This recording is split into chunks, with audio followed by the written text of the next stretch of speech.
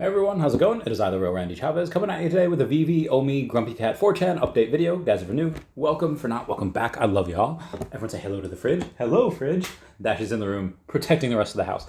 Commenting, liking, and subscribing is a free way to help support the channel. Non-free ways are Patreon and smashing that super thanks button down below.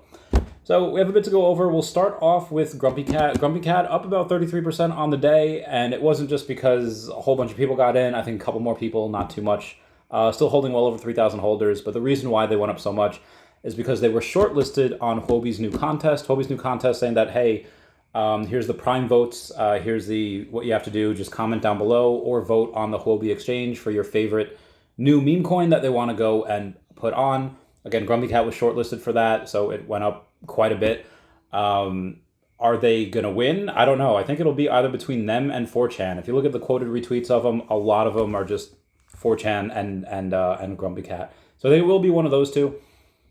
GrumpyCat's tweet was, GrumpyCat has decided to announce that we've been shortlisted for Huobi's 6th prime vote competition to be listed on the top tier CEX. So I'm really hoping that works. Sorry, there's a bunny loose in the house. I do think it's possible to see that both of these could actually go on there. It's like, oh, consolation prize. I mean, again, I think Huobi would really want the fees from both. Speaking of both, 4chan is up to an over $30 million market cap already. That's already up. God, so much percent. It is almost up it's over a 40x from where I first got in. I would say if you wanted to go and put in now, you absolutely can. The whales that I had not advised to go in, like, hey, if you want to do this, I'm in. And then I started getting involved with the project, and I was like, oh, this is going to be big.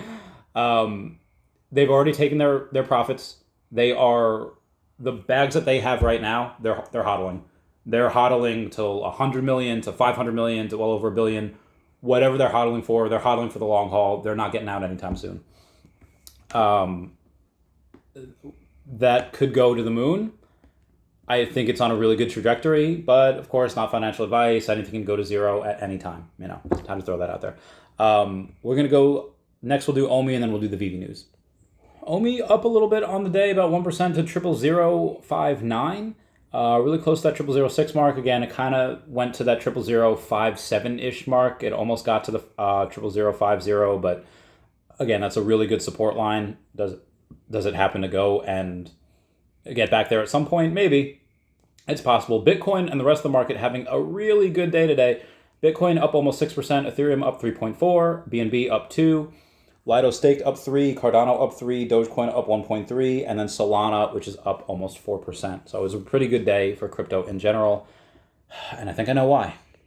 CoinGate goes over and announces breaking EDX markets backed by Fidelity, Citadel, Schwab starts crypto exchange services. Non-custodial crypto exchange EDX markets backed by leading brokerage, broke details, global market makers, and venture capital firms to announce its launch today, reported Wall Street Journal on June 20th, which is today. Happy summer solstice for tomorrow. The crypto market reacts to EDX markets as several traditional financial services firms enter crypto. I think that's a really, really big one. And then you also have a daily coin says trademark pending. What are MasterCard's plans for crypto? They want me to accept these cookies. I don't want to accept any of these cookies. Okay, I'll accept all of them to read this stuff. MasterCard files a trademark application for crypto and blockchain tools. The move indicates MasterCard's increasing interest in the digital currency space. And if MasterCard simplifies blockchain payments, it could onboard millions to crypto. I think so as well. Also, Elon Musk just started following Ethereum founder Vitalik Buterin. I'm not 100% sure what that means, but we'll see. But yeah, Zero Hedge reports that Bitcoin surges after new cryptocurrency exchange backed by Citadel, Fidelity, Schwab starts operations. And then Ash Crypto over on Twitter says, big breaking news. United States is launching its own crypto exchange EDX markets backed by biggest investors in America, Citadel, Schwab, Fidelity. Is this the reason why everyone is flooding and going after Binance and Coinbase? Maybe. Anyway, we'll go with some Veve news. I know I did mention this in a live stream. I don't know how many people saw it because the live streams, I don't know when I did mention this. I think it was like deep, like an hour or two into one. This was for last week, so this data is a couple days old. But for last week, the amount of NFTs that were sold, the top 3 sellers were Lutito, which sold 59 NFTs, JMO127, which sold 66 NFTs, and Cabo 1087, which sold 130 NFTs. So there's less than 300 NFTs between all of these guys, and it's actually less than 255. That's pretty small amount. I know what you're thinking. Well, Chavez, that's a lot. The top 3 people are selling. Well, that's just the top 3 sellers. We do have a bunch of people that are buying, like Thantos, who bought 695 NFTs this last week. So the person that bought the third most doubled his purchases than the amount of sales. Let me rephrase that. The person that bought the third most amount of NFTs had bought double the amount of NFTs that the top 3 sellers sold. Again, top 3 sellers sold less than 255. Thantos bought almost 700 NFTs. Number 2 on that is the 8C48, which bought 1,874 NFTs. And the number 1 spot was 3C7C, which bought 2,500 NFTs, 2,502.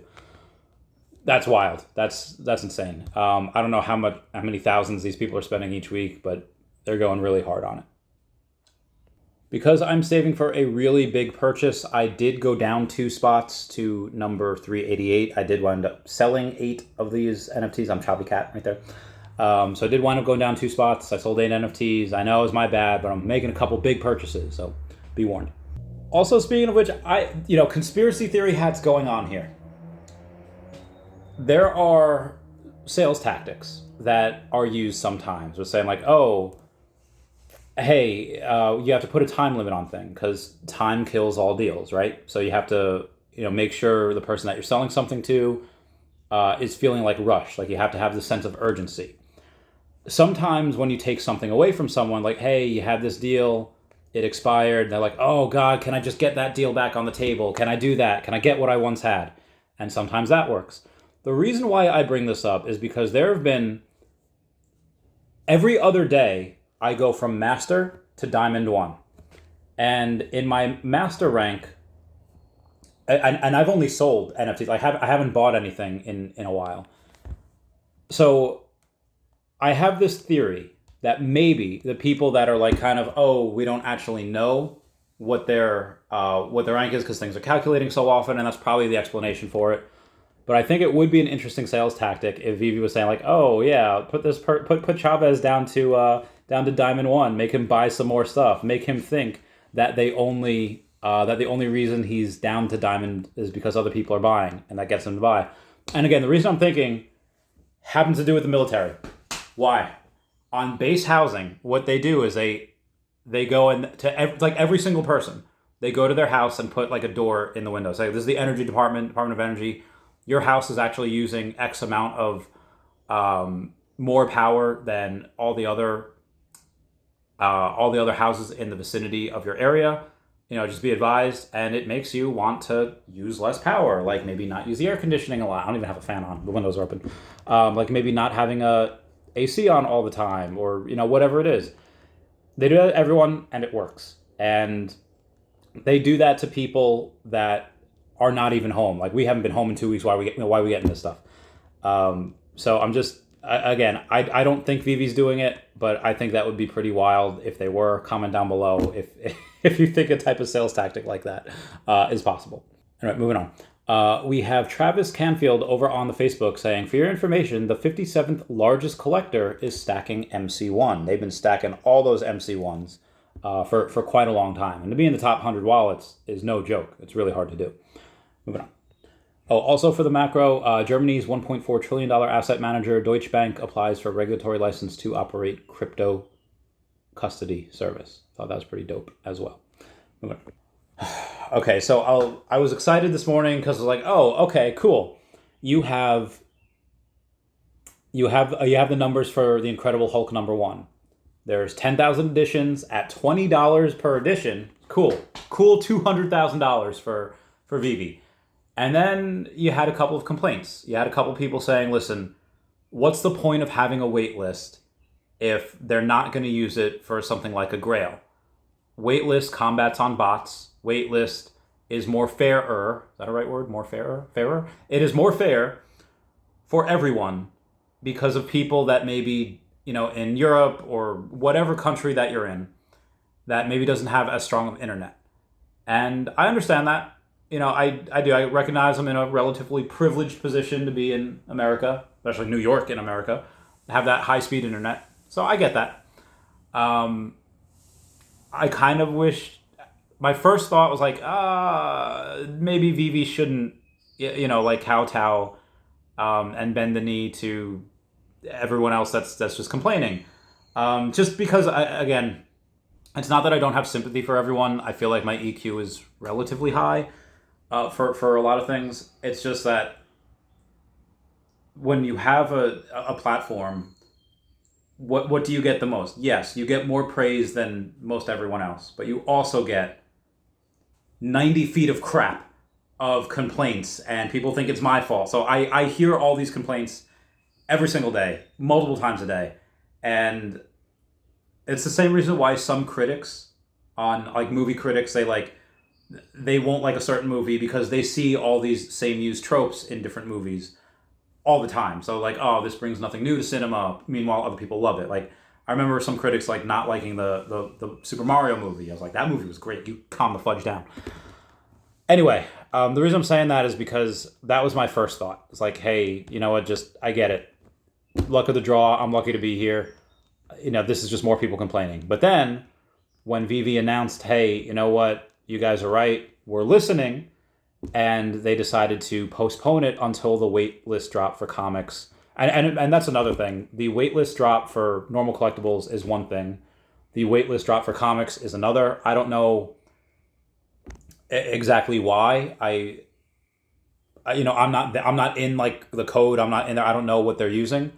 So clearly it's different, and it's different enough to have it where, okay, the code is done for collectibles, but the coding is not done for the comics. It's just, a different pot of a different line of code or lines of code. So when people started being like thankful, like, oh, Veve's listening, this is good. And Sergio Rodriguez actually posted something really interesting on Facebook, which I want to read for you right now. It wasn't on Facebook, it was on Twitter. It says, after pushback from the community regarding the absence of a waitlist system for the upcoming Incredible Hulk #1 drop, Veve has made the decision to postpone the drop until waitlist system can be implemented. This is a huge moment for collectors, and it will ensure that the bot's activity is minimized. Thanks to the Veve team for making this decision, which benefits collectors. We have to give credit where credit is due, and they made the right decision. I was one of those people who voiced their concerns about this drop, and about this drop not having a waitlist. So you're getting what you want. When most people are saying, hey, Chavez, this is a good thing, yeah, you changed my mind. So congrats to you. Comment down below what your thoughts are on this. I do agree it's better to not have bots all over this. Waitlist drop is a bit more fairer. So yeah, I am in agreement now. But comment down below if you're a little salty about it, and let me know why. But that brings me to another point. Everyone and their sister you might not hear it if you only listen to my videos and you're not on Twitter or you're not on Facebook, you're not really on social media, and you're just getting through this. Twitter is a war zone. The amount of salt that is from haters on Twitter, like I could be a billionaire just by mining all that salt from the haters that are on Twitter. DMs, Reddit, whatever. And the reason I bring that up is because everyone's like, oh, Veve's broke. Veve doesn't make money. Like, clearly Veve doesn't need this. Clearly Veve does. They just take this $200,000 that they would get just on the drop, not including the secondary fees. And they're just like, nah, we don't need it. That's not that it's beneath them. What other company would just say, nah, we don't need $200,000 right now? What other company could say, we are so flush with cash that we had the CEO, the COO, and the head of licensing all go out to Vegas for a week and sign some more licenses, which is no doubt I don't know exactly what it would cost, but the fact that they taken some of their Veve business development wallet, or a Comey business development wallet that has billions and billions of OMI, tens of billions of OMI, and they're burning 5.5, 6 billion of it just for heck's sake. That should tell you right there that they are absolutely flush with cash. They're literally lighting money on fire. They as far as the Comey business development wallet, they're literally going and saying, yeah, 200,000 is nothing to us. Like not that they up their nose at that. I don't think any other company like them is in that position that they got that cash from sales. You could do a funding round. You could do many funding rounds like other companies have done, and you could have money that way. But that doesn't mean you have the best product. It doesn't mean you caught lightning in a bottle. Veve did that, making all this money. And I don't want to say by themselves. They had help. They had Al Kahn. They have the best CEO and COO you could ask for. I think that's a really big deal. And I'm not sure that anyone else is looking at the reasons for that or the consequences for that. So I wanted to talk about that. Comment down below your thoughts. Veve did say that they were looking to roll out the comic waitlist drop as soon as possible. When? I'm not sure, but they are looking to do it. So hopefully it's not delayed too long. I would say about a month. We have some news from Brock McWatching on the Feesh announcements on the Feesh cord, saying, "Hey everyone, I'm about to do a physical giveaway. In the giveaways, just want it known in advance. If you enter, you'll need to currently hold a Feesh. You will need to give up an address for me to ship it to. I'll also need to work something out for international shipping. I'll try to meet you halfway or better, but it just depends on a lot of unknowns. So if you are not in the US and don't want to pay part of the shipping, please don't enter. A friend of mine, Anthony Hurd, recently had a door of their studio smashed. So I bought a ton of their work. Always happy to have an excuse. Oh, I love Brock so much. To attempt to make them whole again.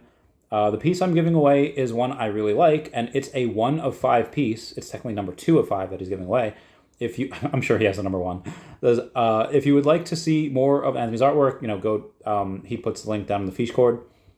Photos of it are in wrapping, so it's still blurry. Blurry bits don't do it justice. So cool about that. Speaking of Incredible Hulk number 1, Sleep in Comics has found this in my basement. It's an Incredible Hulk number 1.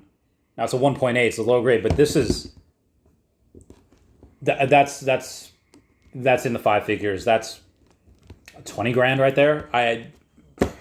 Jesus, Sleepin'. I love him so much. Also, be advised, for the waitlist for comics, as soon as it's ready, you're not going to have Hulk number 1. Veve says it's best to save this one until the comic waitlist is deployed and battle tested. As such, we'll be postponing Thursday's Incredible Hulk number 1 drop. So they want to have a couple tests with it first before, remember how crafting was like, oh, crafting's not working. They got it fixed within 24 hours. So that was really cool that they did that.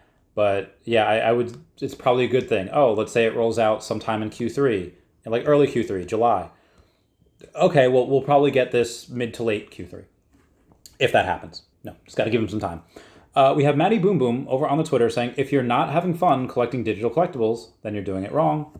Let's go, enjoy the ride, ignore the negativity, and have fun. And he tags Veve Official, Cryptoys, Hero, DC NFT Official, Veve Fam, Batcows, and the dude has everything. And I think we can all have fun. I think it's pretty cool. Freaking Matt Ramos over here.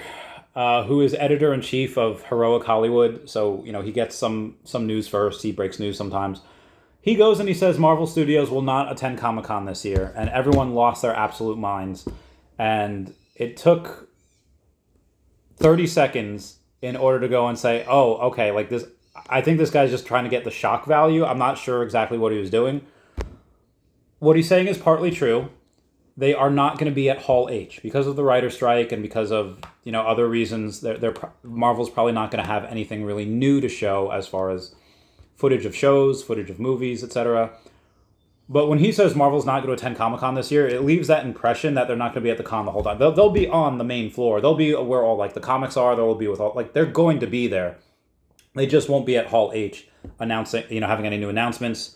They'll have announcements, but just not in that Hall H. Again, there's not really any new footage that they're looking to show. So that'd be San Diego and New York Comic-Con.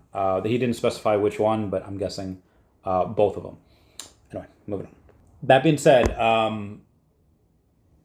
last I had heard, Alex had said we are working on it as far as going to Veve going to New York or San Diego Comic-Con, as in they're not sure yet, as in they...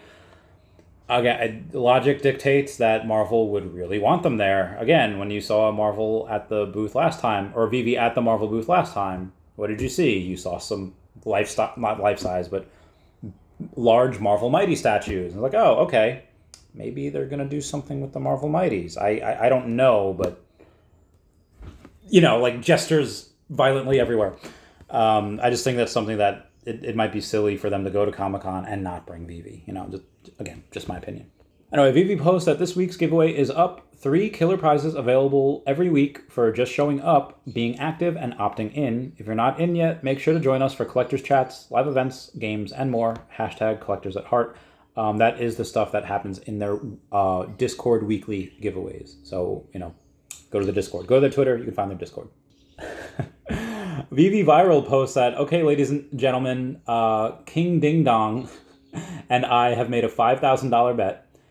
Veve Viral says, I'm betting that on June 20th, 2025, there will be some form of ongoing OMI utility in the Veve official ecosystem, and he is betting that there will not. Who's going to win? 77% of people, including myself, had voted that Veve Viral will win.